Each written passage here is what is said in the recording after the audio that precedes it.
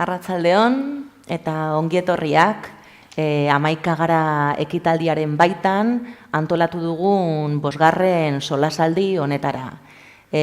Gaurkoan ongizate estatuaren krisiari buruz hitz egingo dugu, pandemia garai hauetan oso agerian agertu den gai hau, eta batez be gustatuko litzaiguke lantzea horren aurrean zer nolako erantzun berriak sortu ditzakegun euskal gizarte moduan, bai?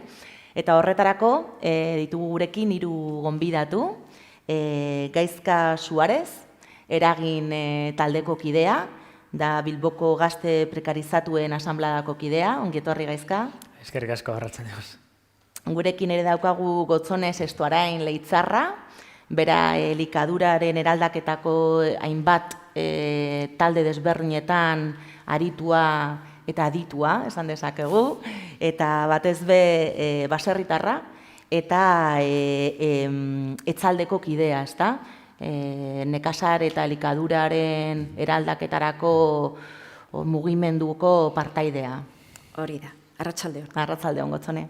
Eta azkenik gurekin daukagu Angel Elias, Euskal Herriko Unibertsitateko irakaslea, eta bera azken 10 urteotan lan harreman eta gizarte langintzako dekanoa izan da.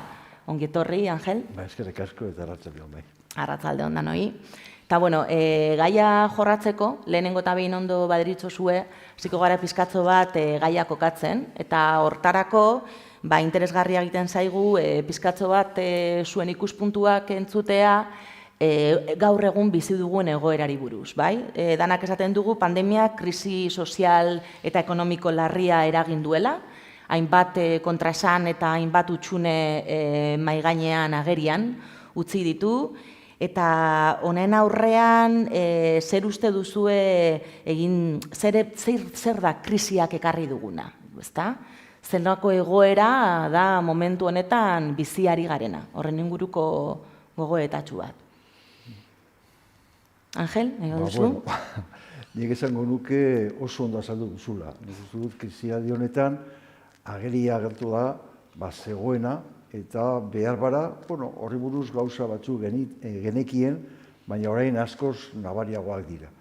Nik esango nuke gizarte moduan ditugun edo genituen eta ditugun ahuleziak eta baita gaitasunak behar bara ikusi eta ikusten ari garela. Nik astear sarritan erabiltzen dugu bizi garen mundu globalizatu batean. Orduan zen erlazio estua dagoela, mundu mailan gaudela, dakigu COVID-19 non hasi zen, ikusi genuen ona heldu aurretik aste pare bat zein eragina zeukan inguruko Italia, baina zirudien oraindik nahiko urruti zegoela, eta gero ohitura hartu dugu jakiteko, depende olatu moduan, nolako doan, eta momentu batean, toki batean dagoela, gutxi gaudela, astu iritsi beranduago, gure gana etorriko dela. Azken batean nik esango nuke hori dela, ni ustez, gauza bat ezaguna, baina oso argi dagoela. Zein hartu harremana estua daukagu bizi garen mundu mailan. Eta egia da gutariko bakoitzago den gure tokian, baina toki hau dago munduan. Eta sentido horretan ikusi du hori da niretzat gauza oso argia. Gero gerituen ahulezia argiak. Eta ahulezia zen bizi garen mundu mailan izugarrizko desorekak.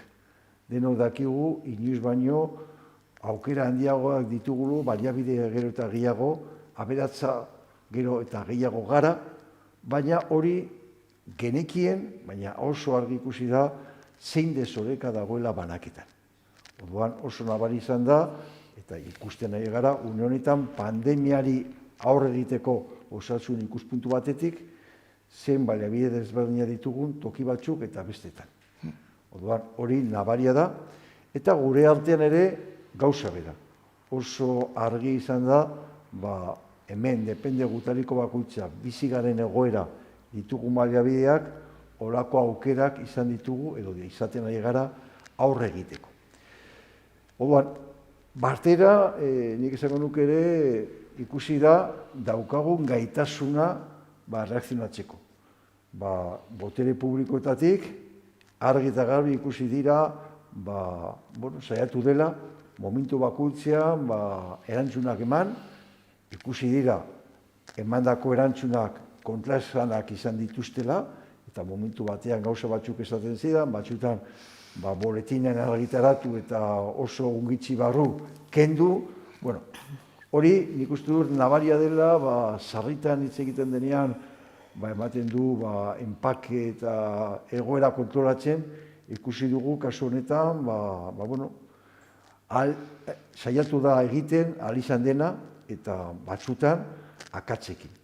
Bestaldetik ere, nik esango nuke oso momentu edo denbora gutxi gai izan garela izugarrizko reakzioa egiteko, eta esango nuke nahiz eta behar bada komunikabideetan agente batzuk agertu, nik esango nuke orokorrean gizarte mailan hainbeste erakunde eta mota guztietako profesioiak eta personak mugitu eta relazionatzen ari garela.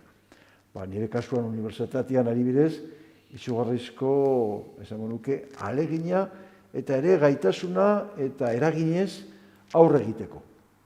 Jakina, egoera, izan da, hasieran konfinamentu egunetik egun, eta gero poliki-poliki, eta badakigu olatu desberdinak izan garela, baina esango nuke, lehen ere, erabiltzen genituen adibidez telematiko hainbeste baliabideak, orain ikusi dugu aukera ditugula askoz gehiago egiteko. Sentio horretan nik esango nuke gaitasuna egon dela, borondatea eta gaitasuna erantzuna emateko. Gizarte mailan eta ez bakarrik osasun arloan, noski osasun arloan, eta zerritan eskertzen da, eta ondo eskertzen da, egiten ari direna. Baina nik esango nuke, maila guztietan, bai komerzio, merkatal mailan, dendariak, bai guk adibidez gizarte graduatuekin harreman handiak ditugu, bulegoetan egindako lana erteak izan diren, eta izugarri izan da, irakasgintza esaten nahi izena, eta maila guztietan. Nik esango nuke gero, familia barruan, eta batez ere hasieran, zelako egoeretan aurkitu garen, non, batean, etxetik irten gabe, eta modu batean aurrera jarraitzeko asmoz. Orduan nik esango nuke bereziki hori adierazi digula, eta nik esango nuke honi esker behar bara lagungarria izan daiteke, baikorrak izanik, irtenbidea bilatzeko. Nik uste dut sentido horretan elkartasuna gogoa dagoela, baina batera nik uste dut dauden mekanismoak ikusi da, ez direla nahiko izaten, egoera buelta emateko eta zoritxarrez lehen zegoen desoreka handitu eginda. Nik momentuz horrela utziko nuke ez dakit, gero jarretzeko. Eskerrik asko, Angel. Gaizka? Nik Angelen pizka bat hasierako esaldiarekin tiraka, ez? Krisia edo gabezia horiek zeuden jada, baina areagotu egin dira, ez? Eta uste dut hori, badela gauza bat oso garrantzitsu azpimarratzeko, porque hemen badira batzuk, ez? Denok dakigu, de hecho, pandemia horretik zeuden indikadore batzuk, atxeraldi batean sartuko ginela, eta horri zetorren, ez? Eta badira batzuk, nolabait krisitatik normalean, osetekinak ateratzen dituzten horiek, baliatu nahi dutela hau beraien errelato eta diskurtsoa jartzeko mahai gainean. 2008ko krisian ikusi genuen argita garbi, nola krisia nolabait mimetizatzen zutela metaforikoki, izango balitz bezala fenomeno meteorologiko bat, hemen gaixotu eginda ekonomia, badirudi hemen inork ez dituela erabakiak hartzen eta nolabait naturaren patua dela krisiak egote. Eta garai honetan ere, justuki gainera, sekulako aitzakia daukate batzuek, gabezia hauei guztiei leporatzeko, errua COVID-ari leporatzeko gabezia guztiei. Zeintzuk diren bazegoen krisi horren evidentzia nagusiak? Evidentzia nagusietako bat da, eragin adibidez gure talde prekarizatua sortu zela duela 5-6 urte. Eta sortu zen hain zuzen ere, Bilbon gazte langileok genukalako egora bat, ikusten ari ginen nola gure bizitzak gutxinaka gutxikana eskubide galerak izaten ari genituen eta lan esparruan gehiago eta orduan horri erantzun bat egiteko. Hori bada evidentzietako bat, baina eske gainera gogora dezagun, pandemiaren aurretik izan ditugu mugimendu feministaren mobilizazio ikaragarri handiak, pentsiodunen mugimenduaren olatuak eta mobilizazioak, COVID-a etorri baino lehenagoko udazkenean, izan genuen metaleko greba Bizkaian adibidez, zenbat egunetan zehar, eta ze bero zegoen ambientea, irakaskuntzan ere grebak. Eta, jada, urtarriaren 30ean ere, COVID-a baino hilabete terdi lehenago, greba orokor bat egon zen Euskal Herrian aspaldiko partez, ez? Orduan, hori guztia ere bada evidentzia, gabeziak bazeudela, eta orain egin dena da areagotu.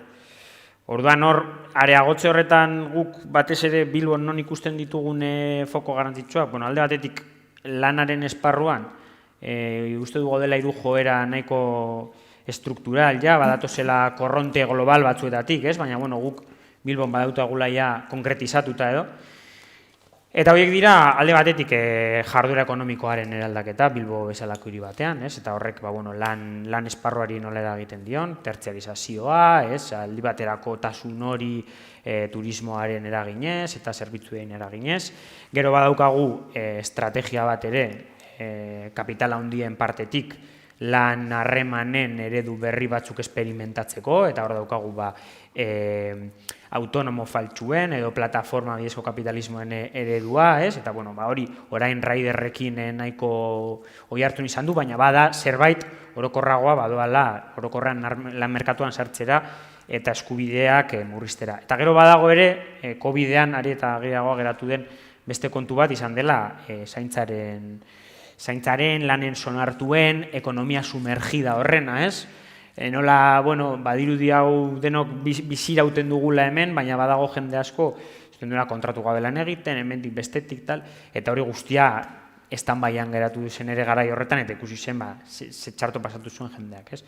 Orduan, hiru joera horiek argi ikusi ziren itxialdean, ez ikusten genituen ostalariak, denak hor, langileek ezekiten zer izango zen, beraiena, erteak etorri ziren, baina gero, Raiderrak izan ziren konfinamenduan nahi zuzen ere kalean egon ziren bakarrak, zergatik, beraien autonomoen kuota ordaindu behar zuten, eta zukatelako beste remediorik.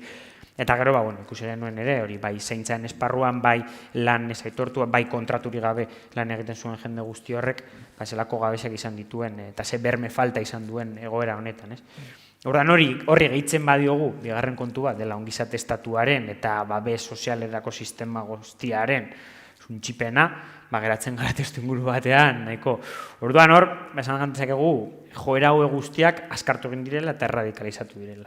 Ados. Otzane. Ni ere beraiekin ados nator era bat, ongizate krisia ez da sortu COVID-arekin, baizik eta lehenagotik datorren zerbait da, ez da. Eta hemen, nik gauza bat komentatu nahi nuke askotan, ongizatea hitz egiten dugunean ahaztu egiten gara elikaduraren paperaz. Eta elikadura, da oinarrizko eskubide bat, ez badugu jaten ez gara bizitzen, baina kontua da gaur egun mundu globalizatu honetan, non dena interkonektatua dagoen, pertsona guztiek ez daukate elikadura osasuntsurako eskubidea bermatua mundu mailan. FAOk 2020an aurkeztutako txosten batetan azaltzen da, gosea urtetik urtera goraka dijoala. Gosea ekiriteko helburu hori ez gala gainditzen ari. Gizateriaren 10% gosea pasatzen ari da, baina gainera orain COVID-aren krisiarekin areagotzen ari den fenomenoa da. Gauza bera gertatzen da, nutrizio gabeziekin. Bada multzo bat gosea pasatzen ari dena, baina beste multzo handi bat nutrizio gabezia izugarriak ditu. Hau dena zergatik gertatzen da? Gertatzen da, egun dugun elikadura sistema globalizatu honek eta interkonektatu honek eta erabat imperialista ari delako tokiko elikadura sistemak suntsitzen. Orduan, klaro, guk ere hor ardura badugu. Ze gu elikatzen ari gara askotan, besteen gosearen gainean. Orduan hori da nolabait ere oraingo honetan ikusi den puntuetako bat. Bada beste bat, ahaztu egiten zaiguna baita ere, eta da, elikadurak duen izaera transversala, ez? Eragina du arlo pila batetan, eragina du osasunen. Elikadura txarra baldin baduzu, zure osasunan eragiten ari da. Eragina du ekoizpen ereduetan, nekazaritzan eta beltzaintzan, eragina du tokiko ekonomietan, kulturetan, biodibertsitatean, errekurtsoetan, ez? Azken urtetan ze gertatu da? Elikadura globalizatzen eta industrializatzen joan den bezala, inpaktoak zabaldu dira arlo guzti horietan. Horiek denak neurtuak daude, osea, adituak daude nun nahi, ez, hori dena, evidentzian jartzen ari denak datuekin, ezta? Eta hori da ondorio bat, zerbaiten ondorio, zerbait gaizki egiten ari garenaren ondorioa. Eta zentzu honetan ari gara COVID-az eta hitz egiten, garbi diote adituek, osea, habitatea suntsitzeak zer ekartzen du? Birusak eta areagotzea eta zabaltzea, gaitzak, gaitz berriak eta sortzea. Eta adibide bat dugu, abeltzaintza industriala tope garatua daukaguna eta hemen Euskal Herrian bertan, da osasun publikorako arrisku bat. Osasun publikorako arrisku bat, gaixotasunak eta pandemiak zabaltzen laguntzen dutelako. Baina hau ez da gaurko kontua, baizik eta azkeneko urte guzti hauetan, garatzen joan den zerbait. Bada beste puntu bat, eta ahaztu egiten zaiguna bat eta oraingoan azaleratu egin dena, da zaintzarekin eta osasungintzarekin batera elikadura dela esentziala den jardueratako bat. Osea, hori garbi ikusi da konfinamentu garaian. Nekazariak ezin ginen gelditu. Osea, nekazariak atope lan egin behar genuen. Eta zein da kontua? Justo oinarrizkoak eta esentzialak garen jarduera horietako langileak garela gizarteko prekarioenak. Askotan hitz egiten da zaintzan ari den jendeaz, baina ez du egiten zaigu elikadura ekoizten ari garen non lan baldintzak nolakoak diren. Eta gaur egungo elikadura sistemaren oinarrietako bat da prekarietatea. Eta ez bakarrik soldatapeko langileena, baizik eta askotan norbere kontu ari dien langileena ere. Oso egoera miserabletan eta duintasunik gabekoetan ari garelako lanean. Orduan, hori ere azaleratu eginda eta pandemia garaian bete-betean eta askotan gainera lan baldintza oso txarretan hor aritu behar izan da. Eta ja, bosgarren puntu bat aipatuko nuke, eta elikaduraz ari naizelarik, daukagun elikadura sistema hau dago importazio eta esportazioan oinarritua, erabat global mailan garatzen dena. Ze gertatu da konfinamentu garaian? Ikusi dela elikadura sistema honek duen hauskortasuna. Zergatik, gogoratuko zarete, estatuen lehenbiziko zehatako bat, helburuetako bat zen, azalera hundietan, elikagai hornikuntzarik ez zedila faltatu. Osea, hori zen helburu nagusietariko bat. Kontua zein da, esportazio, importazio logika honetan gabiltzanez, ez daukagula hori bermatuta. Eta adibide bat jarriko dut, Frantzian, 40 aldiak iraun izan baldin bazuen 3 aste gehiago, azalera handietan elikagai hornidura arazoak izanen zituzten. Osea, ari naiz hilabete terdiko kontu batetaz. Hori zergatik da, logika honetan antolatutako sistema bat daukula. Orduan, honek zer erakusten do? Ongizatea lotzen baldin badugu guzti honekin, hau da, elikadura osasuntsu bat edukitzarekin, ingurumena ez baldin badugu zaintzen, nekez eukiko dugu elikadura osasuntsua, eta nekez eukiko dugu elikadura bera ere bermatua planeta honetan. Eta ez baldin badugu berrikusten gaur egun dugun sistema guzti hau, jai daukagu, ez dugu bermatuko ongizaterik. Orduan, eraldaketa ezinbestekoa dela erakutsi digu honek. Osea, lehendik zetorren krisia zen, nekazal mugimenduetatik aspalditik ari gara hori esaten, baina orain errealitateak argi utzi digu aldatu beharra dagoela. Ez daukagula beste aukerek. Bai, beraz, oso argi usten duzuena da, ongizate eredua aldez aurretik ja krisian zegoela, ezta? Txantxerik ez. Angel. Bai, Bai, eta hau egin duena izan da batez be, agerian utzi eta areagotu. Ez da leku horretatik. Bai, nik uste dut hori argia dago eta prekaritatea, bueno, nik bakarrik ikusten da, niretzat oso bitxia izan dira, telebistatik agertu diren irudiak, adibidez, Parisen, zenbat universitarioak zeuden han, janariaren bilan, ez zeuterako besterik. Eta nola, posibleen ez dugu esaten ja, edo nor, edo zein gazte, esaten gara, universitate batian ari den persona, eta ez daukala behar dena, eta joan behar da, martxan jarri ziren zerbitzua. Baina, horrek dauka, aurreko errealitateren bat. Orduan, nik uste dut hori nik ustez oso argi, nik uste dut gutxi gara bera, bakoitzak aipatzen ari garena, baina funtzian dauna da eredu bat, eredu ekonomiko eta gizarte eredu bat, non benetan personak ez gaude erdian, baizik eta interesak. Eta nolabait ekonomia ez dago personen zerbitzura, baizik eta interese batzuen intereserako. Duan nik uste dut deitu aldugu neoliberalismo, kapitalismo edo izenik ez, baina realitatea nabaria da. Eta orduan, nik gehiago esango nuke ere, ikusi dugu globalizazioa zuk oso argi Gotzone komentatu duzu elikadura izan den prozesua, baina ikusi dugu ere maskarekin hasiera batean ez zeuden. Eta batean, hasi ziren ditugun hemen makinak eta lantegiak saiatuko gara, ea lortzen dugun, eta, jabete gitxi barro hasi ziren. Orduan, daukagu sistema bat, ez ja bakarrik ekologiko ikuspuntu batetik, ez daukerako inolako aukerari jarraitzeko, baizik eta jasangarra izan aparte, praktikan beharra dagoenean ez daukagu aukerarik. Itxaron behar dugu, Txinatik, edo beste toki batetik, laguntza heltzen zaigun. Orduan, nik uste du sentido horretan, gero komentatuko dugu irtenbide argiagoak eta bar, eta baita sistema publikoa. Sistema publiko bai osasunean, eta izan da azken batean gaitasun izan duena erantzuna emateko, baina eman duen erantzuna izan da ere behar zen, baina aulagoa. Kontuan izanik, aurretik ere, zein politikak eraman diren. Momentu batean egon daukagun gaitasuna erreakzionatzeko, nabaria da ez dela nahiko.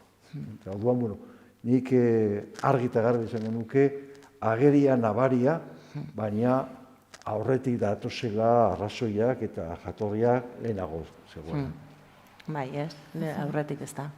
Bai, nik uste dut gainera oso interesgarria dela gai hau, pizka bat ere lanaren banaketa unibertsal horrena, globalizazioak azkenean gauden konjuntura batean, gero eta merkatua gero eta monopolizatuagoa dago, hau da, ustut lehengo egunean atera zela albiste bat, 50 enpresekin bakarrik inoiz aglutinatu den kapital kopuru handiena dagoela. Orduan, hor azkenean daude korporazio handi batzuk mundu mailan, mundu osoan zehar ekoizten dutela, depende berein interesak dituztela bere jarduera ekonomikoa banatuta, eta horren arabera, bakoitzari tokatzen zaiona. Eta uste dut hor, lezia argi bat ikusi dela, adibidez, ekoizpenaren dagokionez, orain ikusten ari gara, baina bazet horren, izan genuen 80ko hamarkadan desindustrializazio bat, Bilbon oso agerikoa izan da ere,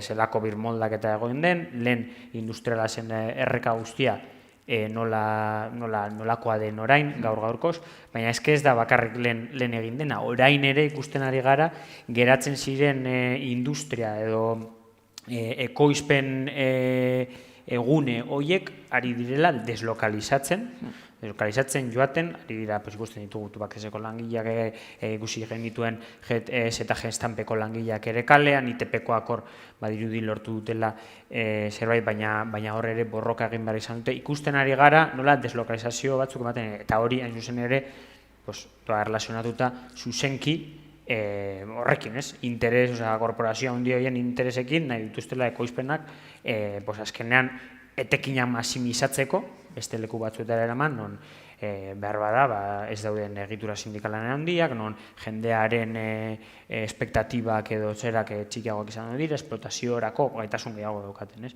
Eta horregatik ere, azpimarratzea, zergaitik heldu behar zaio errealitate sozioekonomiko honi tresna berriekin, ez? Orain hasiko gara igual hitz egiten zeintzuk diren norabide aldaketa hori, porque nik uste dut argi geratu dela norabide aldatu behar dugula, ez? Baina egia da, adibidez eragin berak ere, bere sorrera da, hain zuzen ere, eraginek azkenan egiten duen funtzioa da, ez da sindikalismoa como tal, baina bai, da lan eskubideen aldarrikapen bat eta borroka bat, aurrera emateko tresna bat, egitura sozioekonomiko batean non sindikalismo klasikoak adibidez galdu dituen espazio batzuetan gaitasuna eragiteko. Orain hiri atomizatu batean dituguna bi hiru langileko ez dakizen bat denda, ez dakizen bat taberna, no sé cuantos, non ezin den ez da sindikalizatu jendea, ezin duen bere eskubideen. Orduan, tresna berriak eta ideia berriak sortu behar dira ere realitatea aurrean. Eta, gu ere horretarako sortu gine eta horretan gaude, baina bai, argia da, uste dut, norabide aldaketa horren behar eta...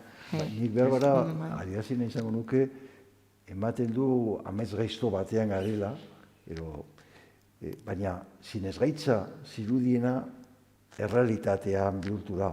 Nik uste dut oso egoera gogorrak pasatu diren hainbeste personak, batzuk geratu dira erdian, nik uste dut gainera, adinekoak bere momentuan hainbeste aleginaz egin zutena gaur daukaguna, ikusi dugu izugarrizko dramak, benetan nik uste dut hori,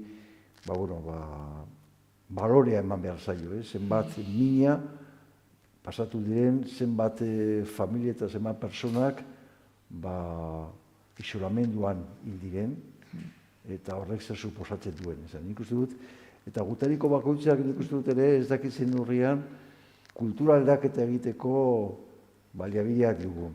Nik uste dut denok, gutariko bakoitza, zinezgaitza zirudien egoera bizi gara, bizitzen ari gara, eta orduan behar bara gutariko bakoitza ere aparte egiturak eta funtzionamendu mailan gutariko bizitza zer da benetan balorea daukana eta ez. Eta horren arabera gure arteko hartu harremanak eta, nik uste dut, momentu batean, logika batez, zigorrarekin ere, nolabait mehatxu moduan, konfinamiento mantentzeko eta, botere publikoetatik aginduak, debekuak, eta duan, gutariko bakoitzean ikustu dut, momentu batean txaluekin, goizeko 8etan balkoitatik, batzuen aldeko, nik uste dut, elkartasun simboloa egiten genuen, gero beste aldetik nik uste dut, zaila zen ulertzea gertatzen ari zena eta horren aurrean egiten ari zena. Eta lehen komentatu dugunez, kontraesanak argiak izan ditugu, nik esango nuke da 14-15 hilabete hauetan. Eta sentidu horretan, norabidea nondi nora duan. Eta batzutan ere, nik uste dut, berriro personak. Benetan garrantzia gehien daukana zer den. Eta benetan konfinamentoa zein da benetan klabe nagusia momentu batean. Eta nolaren posible, antzeko egoera baten aurrean, hain irtenbide desberdinak. Baina behar bara, aparte botere publikoetatik egindakoa, gustatuko ditzerak ere aztertzea, gutariko bakoitza persona moduan, sujeto bezala, honetan, egoera honetan behartuta egon gara gure etxetan, gero aukerak ordu konkretu batzuk irtetzeko, baina horrek zer suposatu duen, batean, zure gutariko bakoitzaentzat garrantzia diren personak, elkarrekin egon gabe, edo orain gaude maskara, baina distantziaz. Baina momenturo, maskararekin gauden edonorekin. Bezarkadak eta beste afekto aukerak egin gabe. Eta nik uste dut hori, baloartu behar dela zer suposatzen duen, eta ea gaitasuna dugun ere alternatiba mailan ez bakarrik egiturak, derregorrez nik uste dut kuestionatu eta aldatu behar diren, baina behar bara genituen baloria, behar bada konsumismo eta inbeste gauzak, eta benetan zer garrantzia daukan, gure artean bakarrik egotea, afekto, aurpegi ikustea. Nik uste dut ere, aukera daukagu horre buruz ere sakontzeko. Bai, interesgarria dabe bai, zabaltzen diren erronka hauei nola aurre egin, ze badirudi orain arte erabili ditugun errezetak gaur egun zentzu askorik ez daukatela, edo hori galdetzen dizuet, ze modutan erantzun behar dugu alanko erronkei, aldaketa batzuk, komentatu duzu hirurak, bai, bakoitza bere esparrutik nola aldaketak behar ditugula, daukagun egoera buelta bat emoteko, orduan, zen horabidetan etorri behar dira aldaketa horiek, nola erantzun behar dugu aurrean ditugun erronka berri hauei, bai? Uste dut, diskribatu dugun errealitatea, badela norabide batean doana, eta ditu ezaugarri batzuk, eta horrela orokorkerietan, baina uste dute alde batetik tendentzia bat dela erabakiak hartzen direla kapitala handien interesenpean.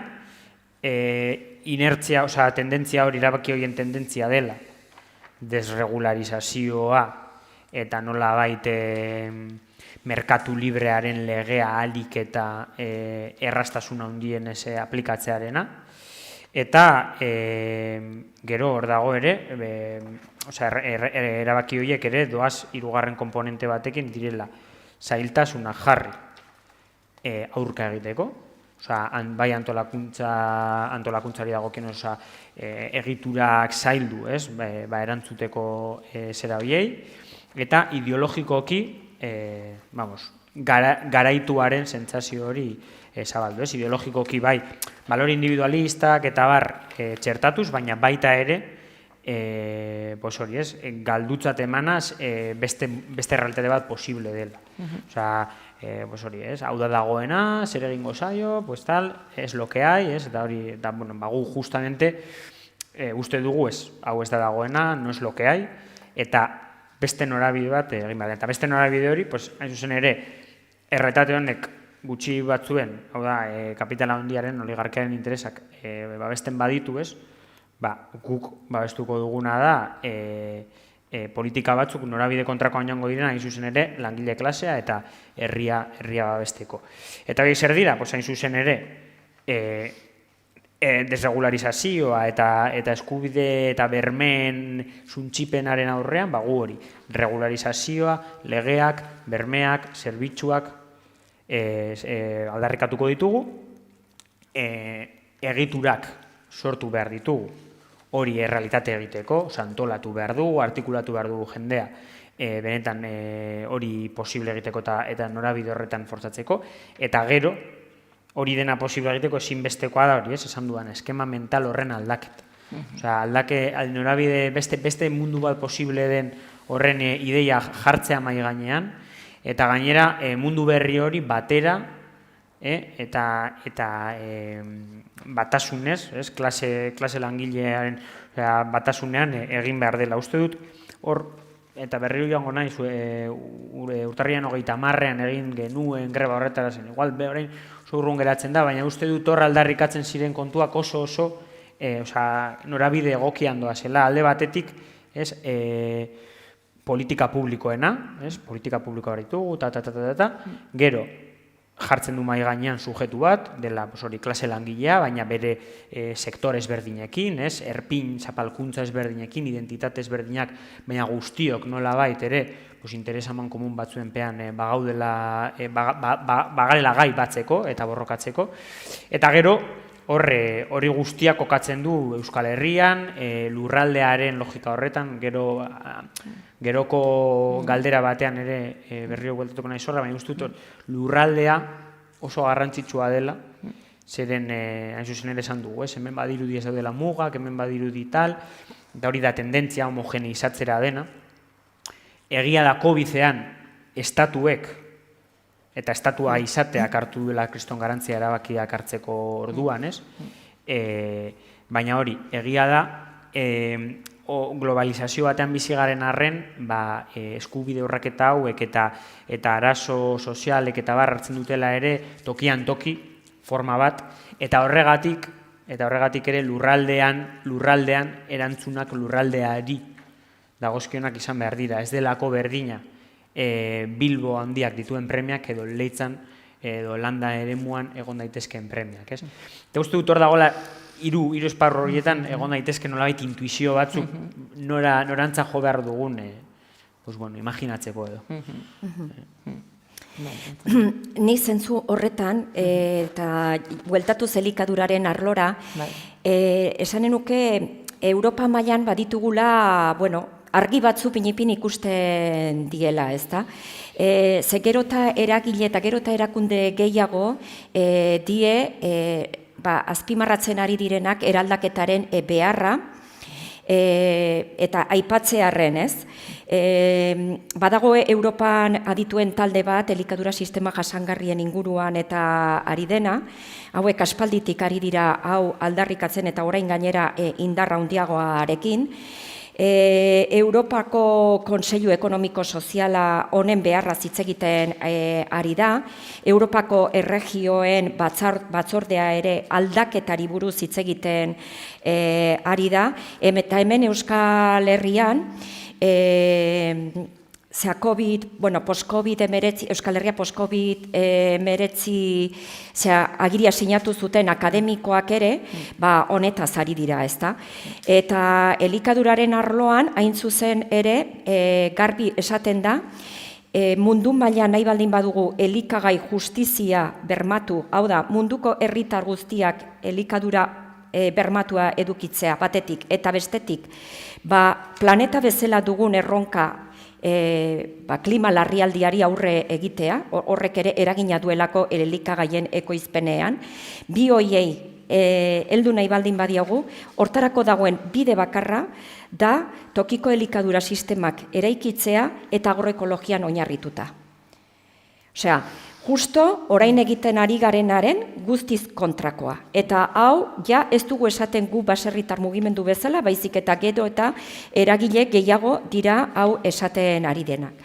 Eta bada gauza positibo bat, COVID krisi honek eraginda, Europa mailan, Europako batzordeak, hemendik 2027ko aurreikusita zeukan de la granja a la mesa estrategia martxan jartzea, gero esplikatuko dut, azalduko dut zeintzuk ziren helburuak, eta krisi honei esker nolabait ere bere aplikazioa aurreratu egin du.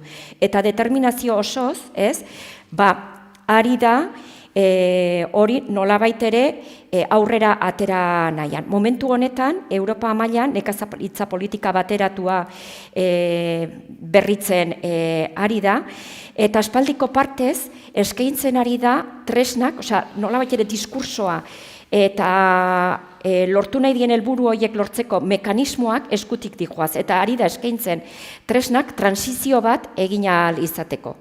Ekoeskemak da figura berri bat, hor azaltzen dena, ematen diguna aukera, estatu bakoitzak eta komunitate bakoitzak, transizio hori martxan jartzeko. Bereiei dagokie zehaztea eta garatzea. Orduan, egoera berri honek nolabait ere ekarri du hori, ezta? Eraldaketarako nolabait tresnak jartzea eta pilak nolabait ere jartzea zentzu horretan. Eta aipatu dut de la granja a la mesa estrategia, eta honek ditu oso helburu interesgarri. Planteatzen duelako 10 urteren buruan Europan egiten den likagaien 25% nekazaritza ekologikotik etortzea, ekologikoa izatea. Aldi berean planteatzen ari da nitratoen erabilera 20% gutxitzea, edo fitosanitario sintetiko eta antibiotikoen erabilera 50% gutxitzea. Hoi izugarrizko helburuak dira. Hori lortzeko derrigorrezkoa da gure ekoizpen ereduaren eraldaketa. Ekoizpen ereduaren eraldaketarik gabe, horiek ezin ditugu lortu. Gaur egun dugun nekazaritza eta beltzaintza industriala, rekin hori ezinezkoa da.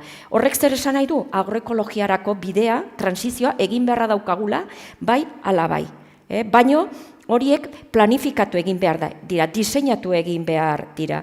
Eta lehen esan dudana, erantzukizuna da estatu bakoitzarena eta komunitate bakoitzarena. Hor, mentalitate aldaketa da gakoa. Zen orain arte, sinistuta egon duga, gu elikatzeko bidea zela, nekazaritza industriala, elikadura industriala, global mailakoa, baina horrek ikusi dugu ze inpaktuak dituen, eta lortu nahi ditugun, helburua lortu nahi baldin baditugu, transizio horreri ekin beharra diogu, ja. Baina hor erantzukizuna hartu behar dute hemengo botere publikoek. Zen politika publikoak asko egin dezakete norabide honen aldaketan.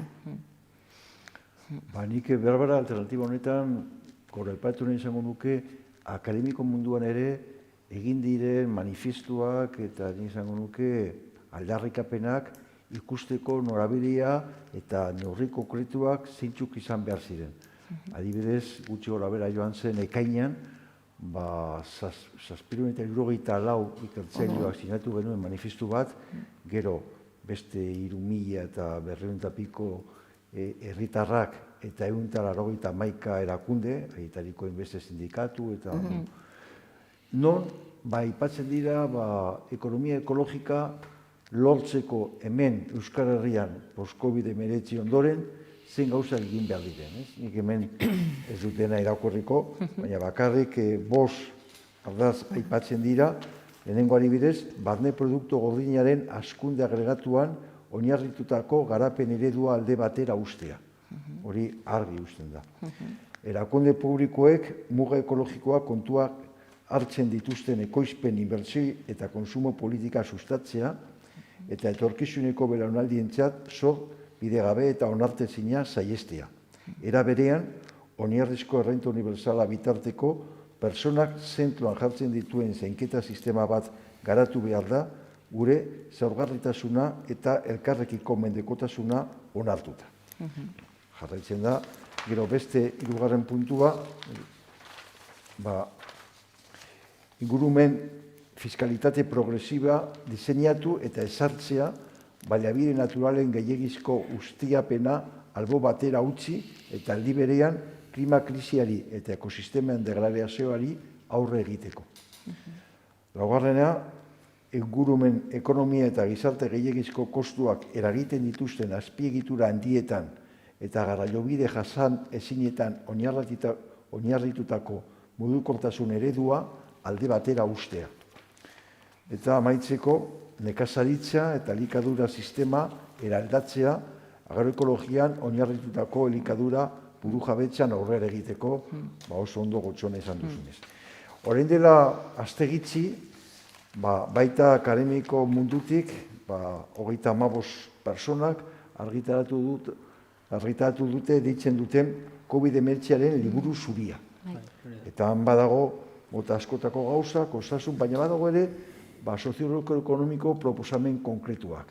Eta kasu honetan badira enplegu publikoaren behin-behinekotasuna ahalik eta gehien murriztu behar da bereziki osasun eta hezkuntza sektoretan gobernuko onartutako egiturazko plantillak bete arte.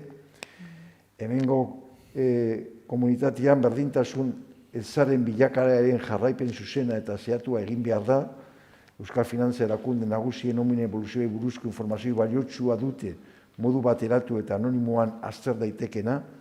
Analizi honi esker, pandemiak gehien galdetu dituen kolektibo, sektore eta profilak ezagutu ahal izango lirateke gutxienez lan kontratua edo lan jardunari dagokion kontratua duten biztanleen artean. Euskal Ogasunek ezarri, badago auska, nik ere aipatuko nuke, aipatzen dena, pandemia garaian, oinarrizko errenta unibertsala ezartzeko behar diren mekanismoak aztertu. Oinarrizko errenta unibertsalaren ereduaren arabera, errentak bermatzeko egun sistemek, estaldura sistema unibertsala eta baldintzari gabeiko baten norabidean aurrera egiteko aukeri buruzko elkarrizketa publiko zabala ireki eta bultzatzea. Oso integarria dela eta nik gainera azken puntu honetan, goraipatuko nuke, hastear dagoela oinarrizko errenta baterako legegintzako herri ekimena, ni nago gainera bultzatzeen artean, eta nik uste dut izugarrizko garrantzia izan daitekela. Badaramago orain dela ja 3 urte luze non Europako Kontseiluak han dagoen parlamentaria batzarra onartu zuen 2018ko urtarriaren 23an testu bat non animatzen da Europako 57 estatuei bultzatzeko olako sisteman. Eta adibidez, han diputatuen artean zegoen EAJaren izenean gaur Jokin Bildarraiz sailburuordea, hezkuntza sailburuordea, bera momentu horretan senador moduan zegoen Europako Kontseiluan eta aldeko botua eman zuen. Orduan, horrek suposatuko luke nolabait, hasieran komentatzen genuen daukagun baliabide, baina izugarrizko txarto desoreka handia, eta horrek nolabait behartzen gaitu dagoen lan merkatu honetan jarraitzea, eta adibidez, orain dela egun gitzi Mendia Andrea adierazi duen zein aldaketak egin nahi duen hemen gure erkidegoan daukagun ingreso minimoen, errentako minimoen legean, han berriro baldintza moduan jartzen da erdian enplegua. Eta zuk eskubide izan alduzu baldintza batzuk bete ondoren, baldin eta eskaintzen den enplegua prest zaudela onartzeko. Bestela, zigorra moduan. Horrez suposatzen duen, berriro, behin eta berriro daukagu sistema, lan merkatua, eta horren arabera, komentatzen zenuenaz, egoera prekario duden beste personak, behin eta berriro bultzatu eta indartu. Berriz, gu pentsatzen duguna, oinarrizko errentazia bakarri pobrezia desagertzeko. Konzeptualki hemen adibidez proposamen horretan, bultzatzen duguna da, gutariko bakoitza, baina denok, ez bakarri momentu batean frogatzen dutena miseria egoeran aurkitzen diren, baizik eta guztiok, 9 euro izanik, pentsa dezagun zein motako aukera sortzen diren, ez bakarri pobreziaren zauritzeko, baizik eta gutariko bakoitza duintasunez, nahi dugun ibilbidea bultzatzeko, eta gehien batean elkarrekin. Eta 9 egun banaka ez da asko, baina biderlau jaira 3.000 eta 6.000. Eta horrek ematen digun ikustu eta aukera, azken batean dagoen dirua ez da gastatu, da banatu. Ez da momentu batean esan hau, esfumatzen da, desagertzen da eta ez gabe geratu da. Ez daukaguna, baina benetan botere ematen gutariko bakoitzari. Eta honia esker aukera ematen hemendik erantzunak emateko ditugun beharrei. Orduan gero komentatuko dugu hirugarren puntuan, baina nik uste dut bai daudela eta nahiko landuta eta anekdota moduan, baina nik uste dut oso garrantzua, joan dela abenduan Francisco Papa atera zuen liburuan, argi eta garbi, adierazten doa beharrezkoa dela beste gauzen artean oinarrizko errenta mundu mailan, guztiontzat. Orduan nik uste dut, horretaz gero gehiago sakondu aldugu, baina bai ditugula aukera. Oso interesgarria da komentatzen dituzuen aldaketak, ezta? Bakoitzak esparru desberdinetatik planteatu ditu, orokorrean nik uste dudanak elkarlotuta daudela bai edo bai, ezta? Baina aldaketa hauek eraikitzeko, zer nolako estatu egiturak behar ditugu? Zer nolako papera jokatzen du hemen, erabakitzeko eskubidea eta burujabetza? Komentatzen ari garen aldaketa guzti hauek egiteko, eraldaketa hau aurrera eramateko, argi dago beharrezkoa dela, krisi batean gaude, ongizate estatuaren krisia pandemia aurretik zegoela argi adierazi duzu hirurak. Pandemia honek egin duena da guzti hau mahai gaineratu, agerian ipini, honen aurrean aldaketa batzuk planteatzen dituzue, baina aldaketa hauek benetan aurrera eramateko, zer nolako estatu egiturak behar ditugu. Ze papera jokatzen du burujabetzak eta erabakitzeko eskubidea halako aldaketak aurrera eramateko. Bueno, askotan pentsatzen dugu eraldaketetarako, behar ditugula estatu egiturak, baina nik uste dut, eta gure ustez, gure mugimendutik, estatu egitura baino gehiago behar duguna da estatu mentalitatea. Hau da, Askota pentsatzen dugulako, independentzia lortu eta ez dakiz zer, eta ja hemen den aldatuko da. Eta oraingo mentalitatearekin independentzia lortuta ere, arazoak berdin-berdin segituko dute. Orduan, hor aldaketa benetan eman behar du norbanakoaren pensamentu edo paradigmetatik, eta gauza bera eragile, erakunde eta gainerakoen mentalitatetik. Kontua da gaur egun jadanik baditugun tresnak eta jadanik badugun diru publikoa beste politika batzuk egiteko erabili beharko genukela. Zeren, lehen oso argi esan da hemen, azkenean itxendien politikak direlako multinazionalen interesen araberako politikak, ez herritarren eta herri interes orokorraren araberakoak.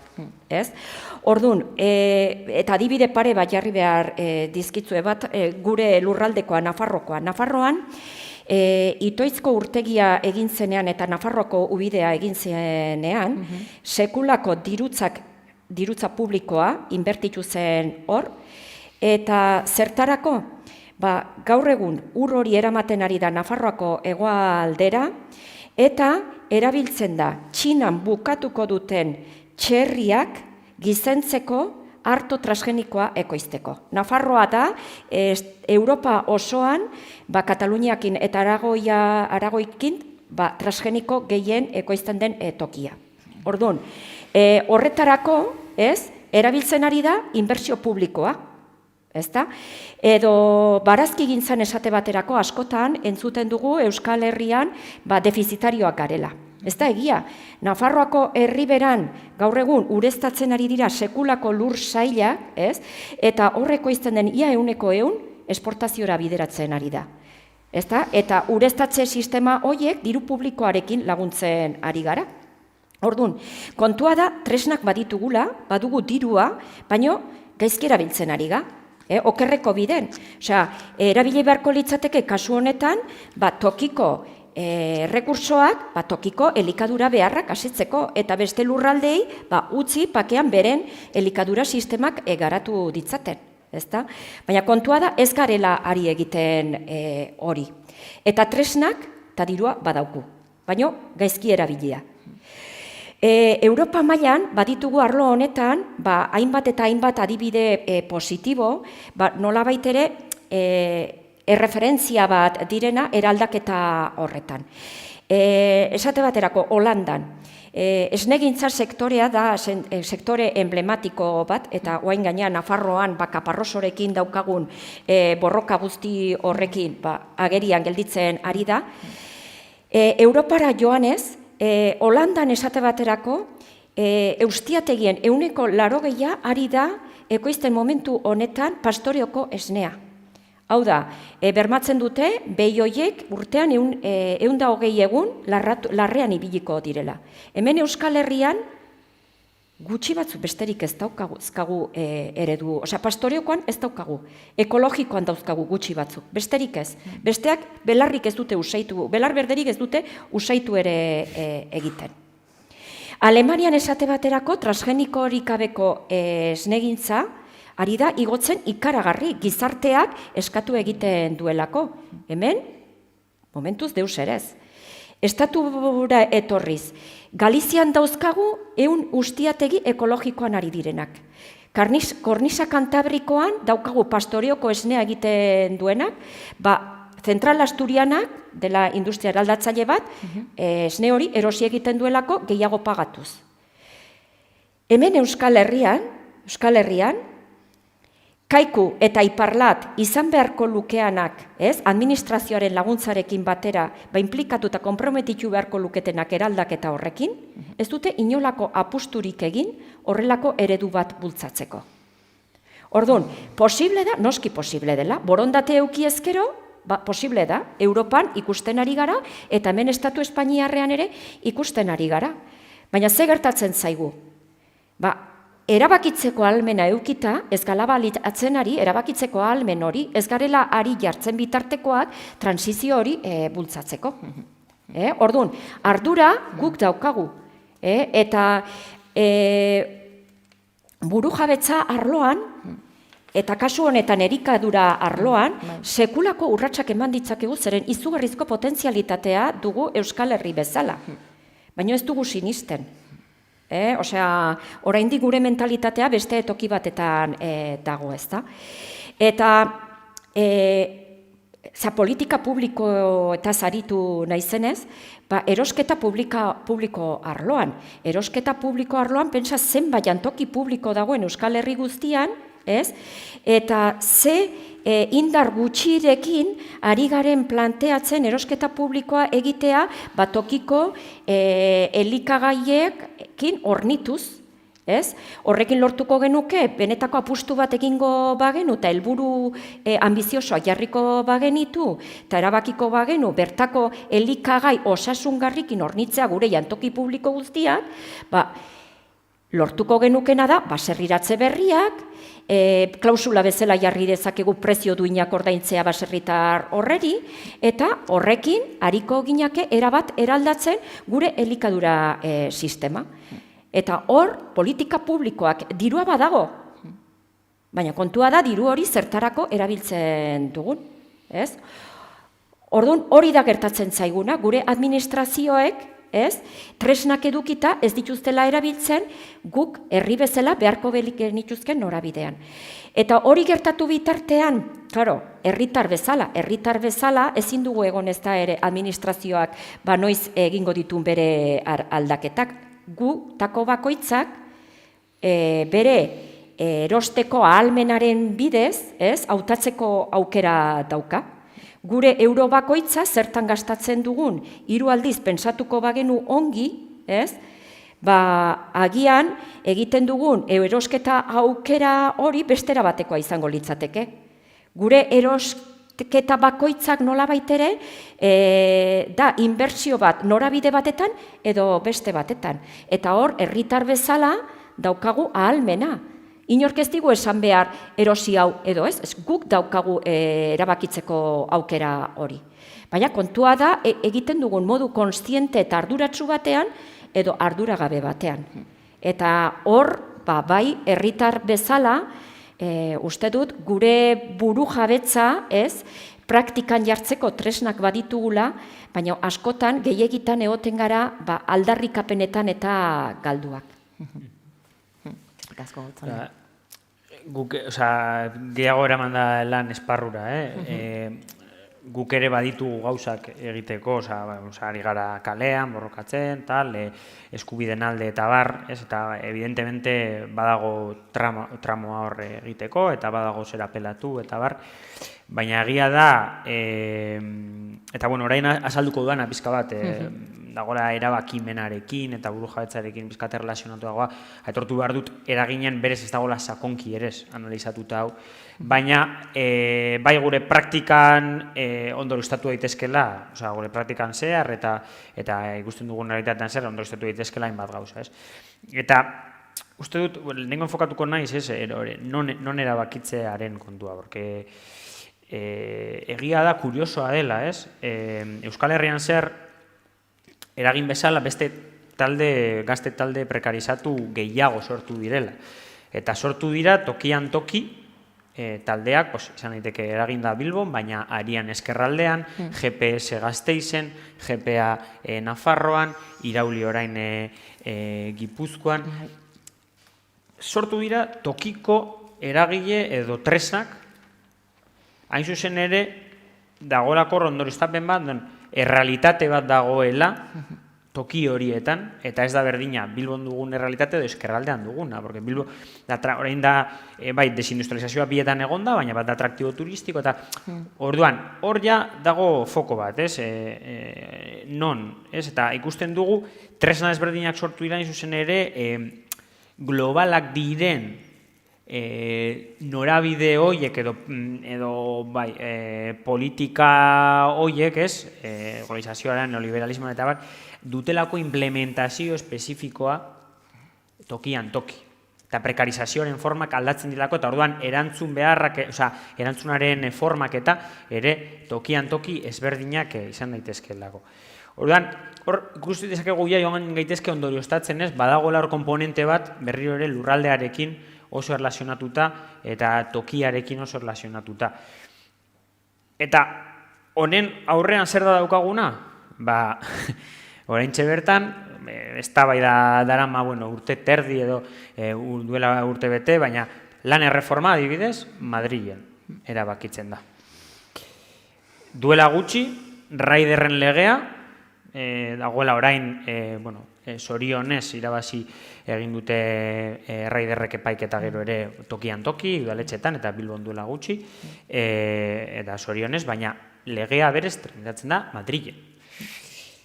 Larunbat honetan pentsionistekin aterako gara, gazteok ere kalera aterako gara. Pentsio sistema publiko baten alde. Pentsioen inguruko eztabaida guzti horiek eta erabaki guztiek Madrilen ere hartzen dira. Orain Europako funtsa, salbazioa diruditen Europako funtsa hauen, ondinorako eta bar, gero etorriko dira kriston murrizketak eta den hori guztia, hori ere eztabaida zentratzen da Madrilen eta hor erabakitzen da, zeintzuk diren baldintzak edo tal. Negoziazio kolektiboa.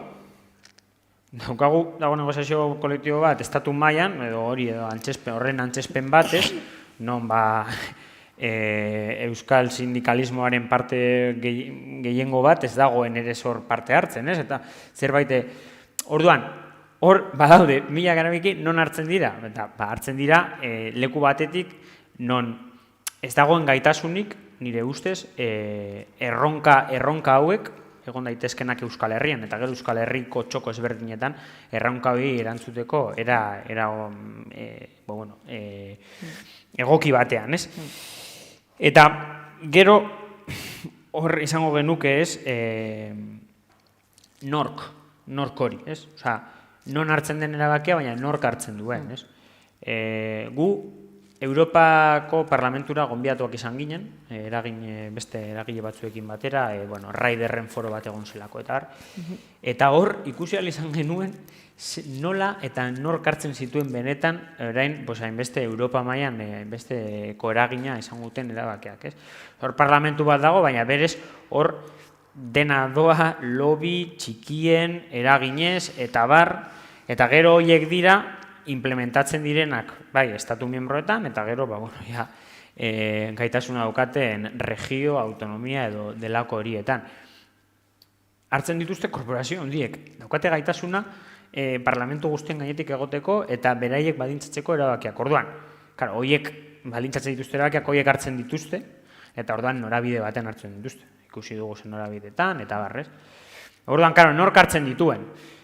Eta hemen ondorioztatu ahalko genuke seguruenik, gehiengoarentzat eta Bilbori dagokionez, bilbotarrontzat, Bilboko langilearentzat eta bar, zer izango litzateke aproposena? Bilbon hartzea erabakiak, edo Bilbotik ahalik eta gertuen hartzea erabakiak, eta guk ahalik eta eragiteko gaitasun gehiena izatea, ez? Eta hor dago pizka bat pedagogia hori, ez? Pedagogia hori, non errealitate sozioekonomikoak eta bar dira nahiko konkretuak lekuetan, eta orduan behar dituzte beraien. Eta orduan guk ere nahiko genuke erabaki esparruak ahalik eta gertuen egotea alde batetik. Eragiteko gaitasun gehiago genukena, guk askoz gaitasun gehiago izango genuke, Bilboko udalan eragitea edo Eusko Legebiltzarrean eragitea, Madrilen edo Europan baino, eta bigarren kontua, hori ez, eragiteko gaitasun horrekin batera gu ere erabakiaren parte izango ginealako, eta beraz posiblea delako, ez, interesen talka horretan, ez, kapitala, bizitza, burgesia, langileak, gure norabidera, guk geuk erabakitzen duguna, gure alde izatea, gehiengoaren aldekoa izatea, ez. Orduan, egia da, guk ez dugula nolabait honekiko sekulako hausnarketa bat, eta bar, ez, baina ondorioztatu daiteke gure egunerokotasunean ikusten ditugun horma eta traba guztiekin, eta ikusten dugun munduarekin, nola dagoela hor, da interes propioangatik guk askoz ere, gure interesen aldeagokoa izango litzatekela erabakimena ahalik eta gertuen eta gure esku eukitza. Nik egizateko biekin ados nado, baina uste dute oraindik gauza gehiago ere komentatu aldira, ez? Batzutan hemen ditugun, adibidez gure erkidegoan, konzierto, eta dauden foru aldundiak ero badaukat ere ahalmena fiskala, eta horrek ez du esan nahi, gure realitatea aberastasuna banatzean beste toki baino hobeagoa dela.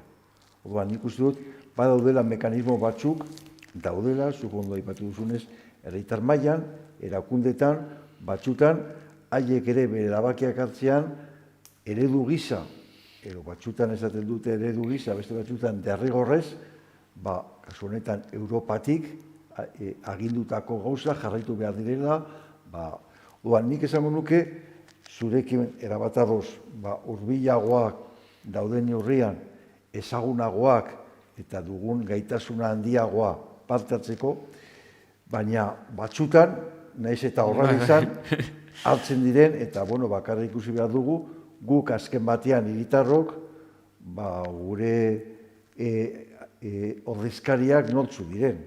Bilbon, nor dagoen boterean, eta hainbeste tokita duan azken batean, egia da, gaia konplexua dela, badago bitartekaritza asko, komunikazio mailan ematen diren mezuak behin eta berriro, eta horri buruz orain arte ez dugu hitz egin, baina pandemia honetan ari bidez, behin eta berriro, eta behin eta berriro ematen diren mezuak ez dira edozein. Badaude oso ondo bideraturik, oso ondo pentsatutak, eta orduan behin eta berriro gauza batzuk, ez guztiak, gauza batzuk. Orduan nik uste dut horrek duen eragina izugarria. Orduan nik esango nuke, betik hasita, komunikabideak gutariko bakoitzan dugun kultura gaitasuna duen garrantzia, eta gero gure artean ere dugun aukera, gure erakundeak gero eta hurbilagoak, eta zuk oso ondo esan duzu, enplegu arloan lan kontratua lan erlazioen hitzarmen kolektiboak eta bar, argi dagoela, lege guztiak datoz, Madriletik alde batetik, Europatik beste aldetik, eta are gehiago, ondo aliazi duzunez, nez eta formalki Europanekin, han izugarrizko lobi dauden. Orduan, benetan, atzean, botereak non dauden eta nortzu duten, nik uste dut argi dagoela, horrek ez dukentzen, batera gero eta hurbilago izan, aukera handiagoak, eta nik uste posible dela oreka bat, gutariko bakoitzak gure eskuan dakoaguna izan, eta batera koordinazio eta elkartasuna. Eta hori ikusten da sindikatu maila, eta ikusten da, udan ikusten dut, gaur egun bizi garen toki eta globalizazio errealitate honetan, baita izan behar dugu gure, baina ere argi utzi behar dugu, oso ondo esan duzunez, batzutan gure politika, gureak, ez dator bat hemen aldarrikatzen dugunarekin. Eta gureak dira, gutxiz, hemendik dirudi, sinatzen direla. Sentido horretan, eta nik ere gauzatxo bat amaitzeko, ez? Batzutan ez gara konstiente, juridiko mailan, ni jurista naiz, sinatuak dauden nazioarteko itunak zer dioten. Deno dakigu, giza eskubideak, 1958an, gero beste urte batzu pasatu ondoren nazioarteko mailan beste itunak, hori lege ikuspuntu batetik juridiko irakurgai batean derrigorrez aplikatu behar dira, sinatu diren estatuagatik, kasu honetan Espainian, eta adibidez, aipatzen da nola botere publikoak beharturik dauden, nazioarteko itun horik aldarrikatzen diran giza eskubideak bere jende guztiari, bere herritarrei, bermatzeko eta aipatzen da behar dituzten baliabide ekonomiko guztiekin. Eta noiz arte, hori bermatu arte. Hori benetan, seriotasuna esartzen bada, ez da bat ere betetzen. Eta han bai, derrigorrezko, gainera nik uste dut, erantzunkizunak exigitu aldira. Horregatik nik uste dut oso garrantzua dela, lehen aipatu dudan, adibidez, oinarriko errenta baterako, legintzako, herri ekimena. Jakina gero hori legebiltzarran, kasu honetan aurkeztuko dela, eta gero gaur ditugun legeen arabera, han dauden alderdiak eztabaidatu eta baloratu beharko. Baina, bueno, azken batean, deno dakigu, dauden alderdiak zein menpekotasuna duten hiritarren iritziagatik. Egia da, haiek saiatzen dira moldatzen dituzten komunikabidei esker, baina azken batean, zarraitan ikusi dugu, gaur egun martxoaren 8 egiten den nazioarteko eguna, orain dela 5 urte, beti egon dira manifestazioak, baina undaka personak. Azken 3 urtetan, milaka. Eta hori dela eta, adibidez, EAJ Bilbon, duen egoitza, azken urtetan, egun horretan, jabizpera eta hurrengoan, duen kolorea. Orduan, hori ez egoen lehen, baina momentu batean ikusi da hori, guk hiritarrok sentitzen dugula, eta alderdiak, botoa behar dutelako boterean jarraitzeko, bere programan sartzen dira. Orduan, nik uste dut, han bai daukagula, noski kritika bat eta protagonismo bat, eta azken batean lortzen badugu hiritarren artean hemen aipatzen nahi diren ekologismo ikuspuntu batetik, eta gauza da, aipatzea alarma egoeran aurkitzen garela, eta zu gero salatu duzun moduan, benetan egiten diren politikak ez datoz bat, hildo horretan joateko. Orduan, baina, hori dena nik uste dut exigitzen du, eta zuekin bat nator. Gero eta hurbilago badugu gure erakundeak, aukera gehiago izango ditugu, behar bara emaitzak edo ondoriak ez dira egunetik egun izango. Baina, aukera handiagoak, baina batera ez dugu ahaztu behar, bizigaren krisialdia eta hemen dugun eredu ekonomikoa ez da hemengoa.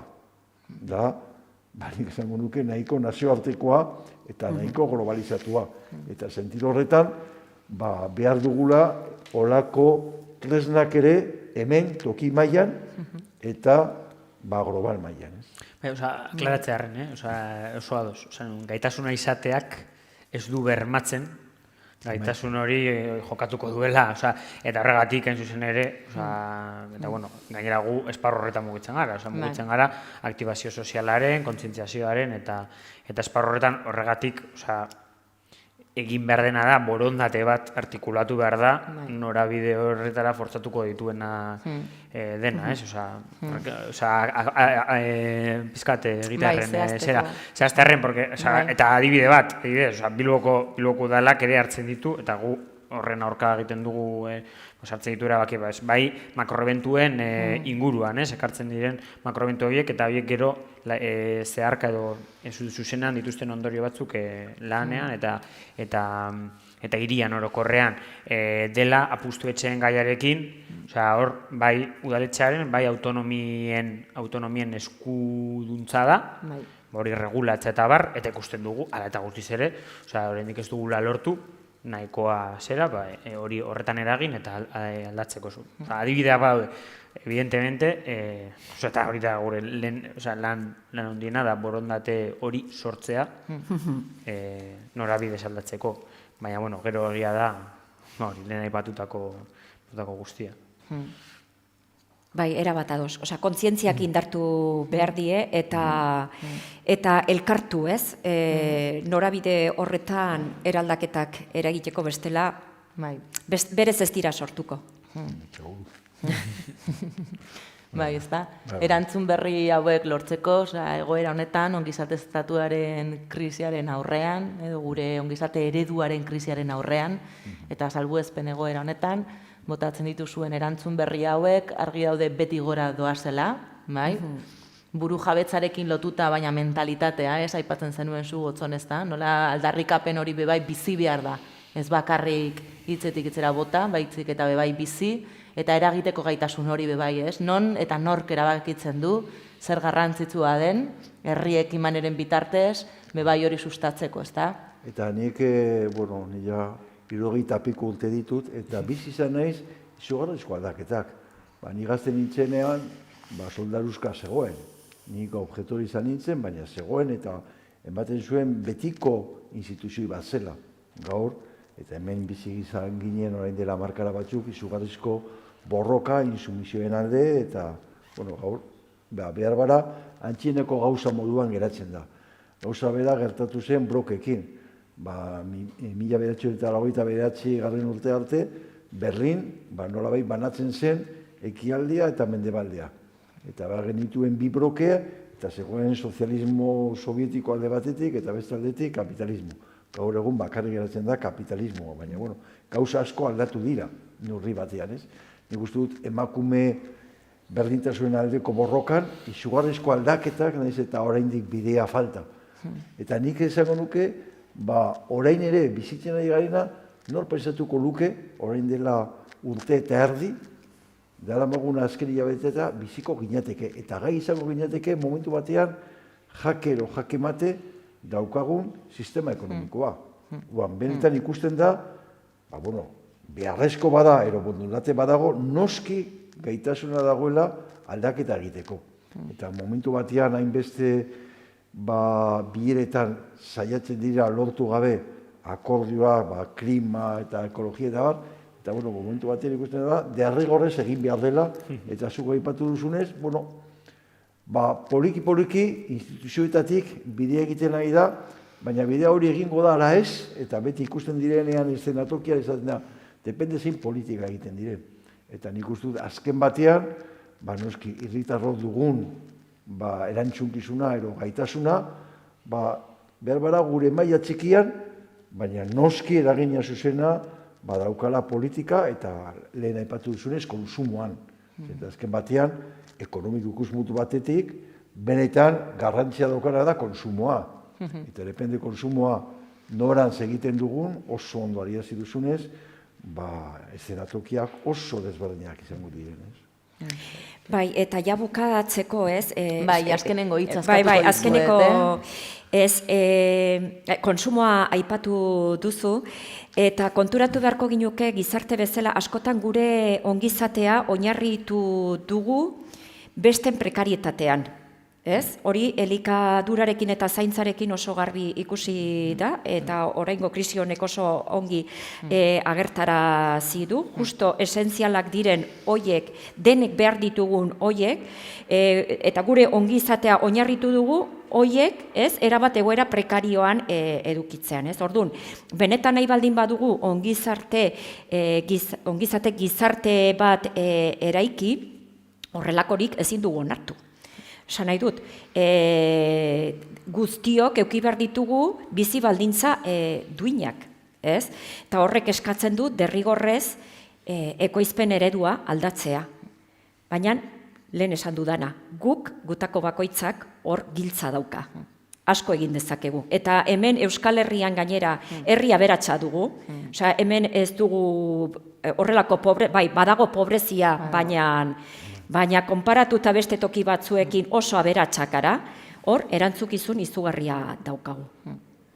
Eta ni gainera esango nuke ere, erantzukizuna dugu, eta ere frogatu dugula hemen kooperatiba eredu moduan, nahiz eta gero kapitalismo barruan kokatu, baina argi dagoela daukagu gaitasuna bultzatzeko proiektuak modu desberdin batean, ez? Eta nik izango nuke sentio horretan handik bultzatu behar da eta sinetsi behar dugu posible dela.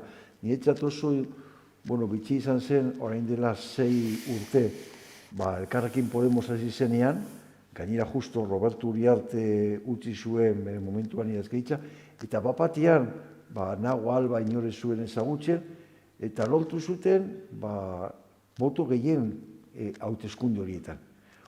Horrek zer esan nahi du, orain dela 5-6 urte, ezen beharrezkoa behar bada lider bat, beharrezko zen, behar bada momentu batean proiektu bat zirudien ematen zuela ez dakiz zer. Eta gero, ikusi da, EAJ lortu duena, EH Bildu, nik uste bai daukagura herritarrok ere hemen argi gauza batzuk nahi ditugula. Eta gero, eta behar bada exigitu behar dugu, baina guk ere gure aldetik egin aldugu eta egin behar dugu, ez? Sentio horretan ikustu bi gauza posible direla eta beharrezko direla. Karrik asko, Eta esango nuke, oso argi geratu dela, gaudela momentu batean, inflexio momentu batean, zuk esan duzu, nork esango liguke guri, horrelako momentu muturreko batean egongo ginenik, ez?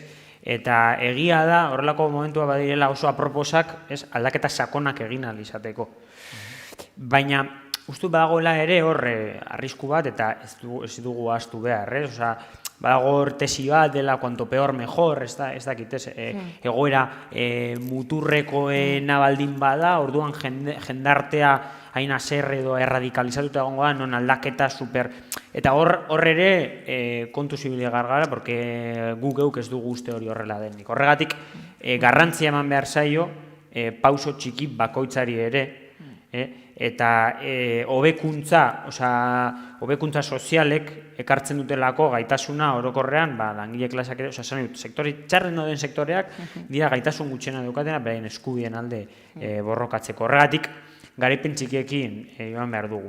Nik, zimaz gure partetik esatea, hori gure mesua beti dela, antola dezagune jendartea, irabazi ditzagun eskubideak garaipen txikiak, goazen aurrera egiten, eta goazen aliantzak ere sortzen, langile